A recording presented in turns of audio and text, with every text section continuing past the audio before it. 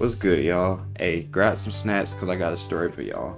I'm just playing, it's not really that long of a story, but there is an important lesson in it that I really hope you all get to take away and benefit from. So, with that being said, sit back and listen.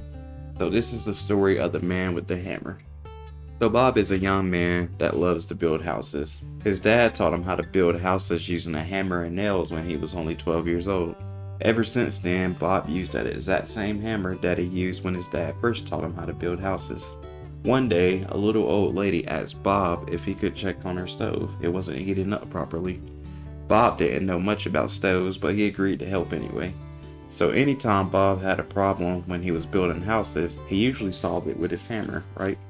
So he immediately walked into the house and started beating the stove with the hammer, trying to tell the stove to heat up.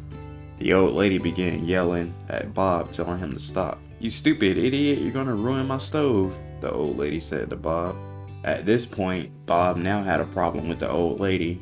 And do you know what Bob did? Bob handled it just like he handled any other problem. He went out there with the hammer. Long story short, now Bob's in the slammer. Turns out the stove only needed a bolt to be tightened, but unfortunately for Bob, the only tool he ever knew how to use was a hammer. It's the only tool he ever had in his toolbox. The end. Very wild and interesting story, right? I know, I'm just kidding. But listen, let me break the story down for y'all real quick. Bob was taught how to use a hammer, and that was it. He was never taught how to use any other tools, not a wrench, not a screwdriver, nothing. So anytime Bob had a problem, the only way he knew about going about it was with his hammer, right? Had he been taught how to use different tools, he would have been more successful at solving the problem with the stove. It probably wouldn't be in the slammer right now. But unfortunately, he didn't have many tools in his toolbox. In fact, he only had that one tool in his toolbox. And that right there is an analogy, or it relates to so many people today. Except the hammer and tools in this case is your mindset and your approach to problems. And your brain, your head, is the toolbox. So let me give you an example. So a lot of people only have one thinking tool when it comes to making money.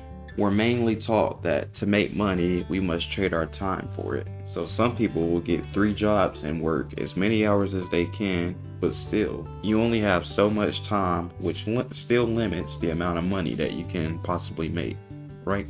These people don't know about the other tools or how to use them.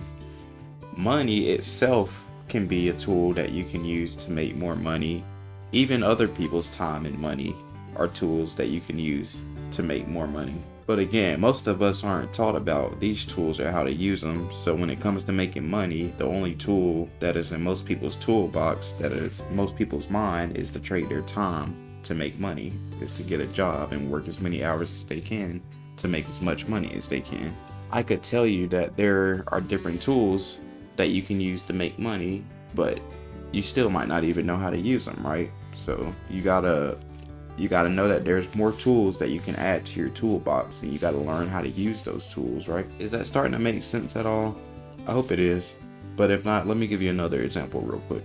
I'm gonna use education for example. So most of us, if you go to a public school, they basically tell you to, finish school and go to college and get a good education to be successful, right? So the tool that they're teaching us about is college, right?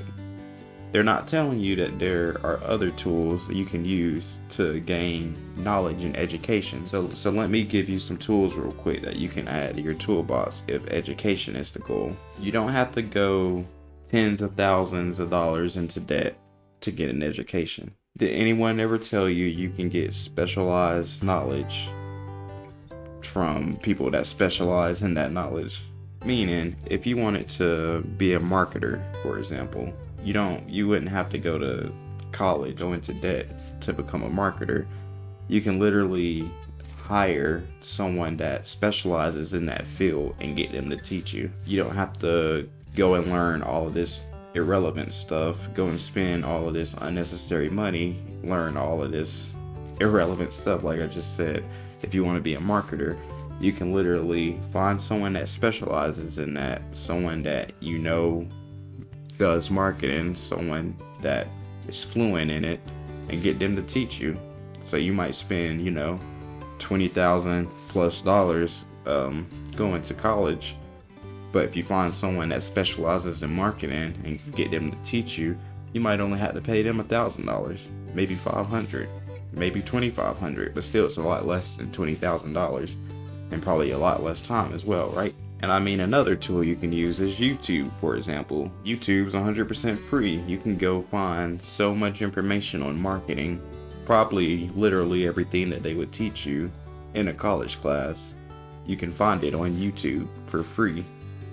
You would just have to make sure you're actually putting in the work and studying and doing the work, you know. But my point is that we're given this one tool. We're told, go to college, go to college, go to college, but we're not told that there's different tools we can use to obtain the knowledge we want to get. Like, people literally sell courses online in specific fields like real estate, business, childcare, etc. So my point is, learn that there are different tools and learn to add those tools to your toolbox, right?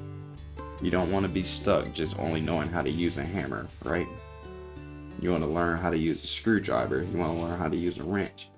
You know, if you have this problem, a hammer might not be the best thing to use on it. You might need to use a screwdriver. You might need to use, but you get what I'm saying. Add different tools to your toolbox. So yeah, man, I just wanted y'all to know why having different thinking tools are important. And now that you know, if you want, you can go and start adding thinking tools to your toolbox. This thinking tool that I mentioned today on this video that I talked about is called the Swiss Army knife approach. And it basically means you would rather have a Swiss Army knife, variety of tools, instead of just having a hammer to solve a problem. I will have more videos of different thinking tools that you can add to your toolbox on this channel. So make sure y'all hit that subscribe button so y'all don't miss them. And I'll catch y'all on the next one.